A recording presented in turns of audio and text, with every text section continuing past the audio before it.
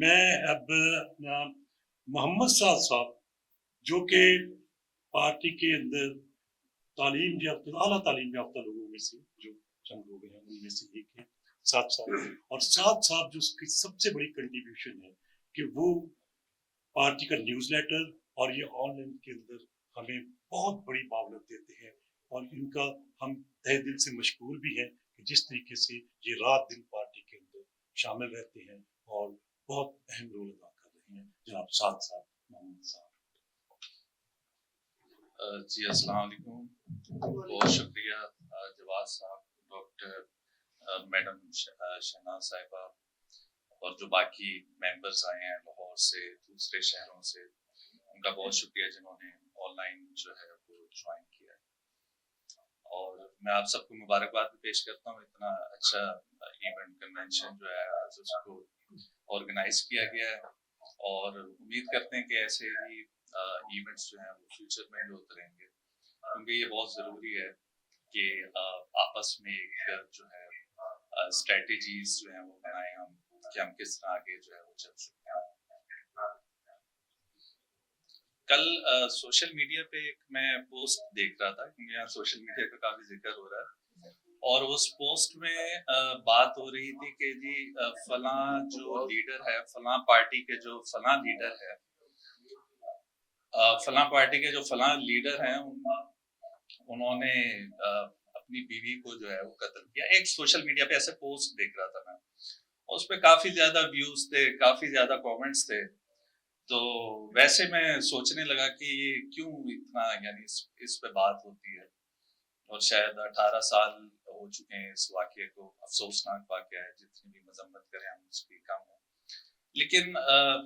ذہن میں یہ آتا ہے کہ یہ جو واقعہ ہے یہ ایک تو سوشل میڈیا اس پہ بھی ڈسکس ہوتا رہتا ہے اور یہ لائف پہ بھی ہوتا رہتا ہے، تو ایسے ہی میرے ذہن میں آیا کہ اس کی وجہ کیا ہے، تو پھر شاید اس کی وجہ یہ ہے کہ جو شخصیت قتل ہوئی وہ ایک اہم شخصیت تھی، تو پھر سوچنا یہ چاہیے کہ ہمارے معاشرے میں جو لوگ ڈیلی بیسس پہ قتل ہو رہے ہیں ان پہ بحث کیوں نہیں ہوتی، ان پہ بات کیوں نہیں ہوتی۔ مجھے معاف کر دیے گا اگر یہ میں اصطلاح کچھ سخت یوز کر رہا ہوں، لیکن اگر کوئی شخص اس وجہ سے اس کی ڈیتھ ہو جاتی ہے کہ اس کے پاس علاج کے پیسے نہیں تھے، یا کوئی بچہ اس وجہ سے فوت ہو جاتا ہے کہ اس کی خوراک میں کمی تھی، ڈاکٹر صاحبہ بیٹھی ہیں، ڈاکٹر ہیں میڈیکل کی، تو کوئی میل نیوٹریشن کا شکار ہے یا کسی اور وجہ سے، تو اس کا ذمہ دار کون ہے، اس کا جو قاتل ہے وہ کون ہے؟ تو وہ ایک شعر بھی ہے کہ میں کس کے ہاتھ پہ اپنا لہو تلاش کروں، تمام شہر میں پہنے ہوئے ہیں دستانے، تو غریب کے لیے تو یہ ہے کہ سب غریب کو تو یہی نہیں پتا کہ اگر اس کو دوائی نہیں مل رہی، اگر وہ علاج افورڈ نہیں کر پا رہا اور خدا نہ خواستہ اس کی یا اس کے کسی رشتہ دار کی اس میں ڈیتھ ہو جاتی ہے، تو وہ کس کو بلیم کرے؟ کیا وہ حالیہ گورنمنٹ اور گزشتہ جتنی حکومتیں ہیں ان کو بلیم کرے یا سسٹم کو بلیم کرے؟ وہ کس کو بلیم کرے؟ تو یہ ایک امپورٹنٹ سوال ہے،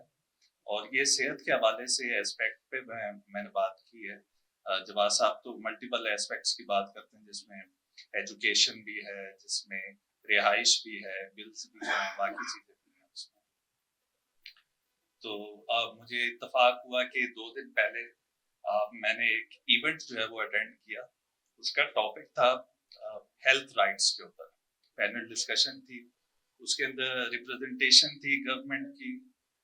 سول سوسائٹی آرگنائزیشن کی، پارلیمنٹیرینس بھی تھے اس کے اندر، اور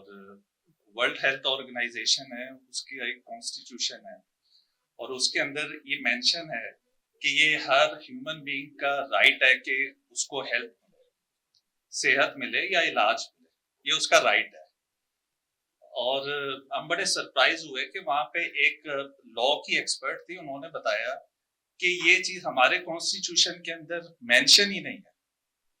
کہ جو ہر انسان کا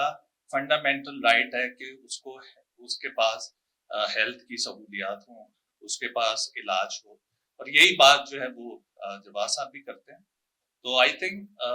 صرف بات یہ نہیں ہے کہ حکومت کون سی ہے, آئی تھنک سسٹم کو جو ہے وہ چینج ہونا ہے. اگر سسٹم چینج ہوگا تبھی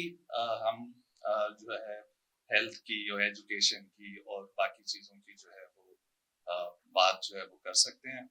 اینڈ میں سب کا بہت شکریہ ادا کرتا ہوں, آپ سب لوگوں نے جوائن کیا. Thank you so much.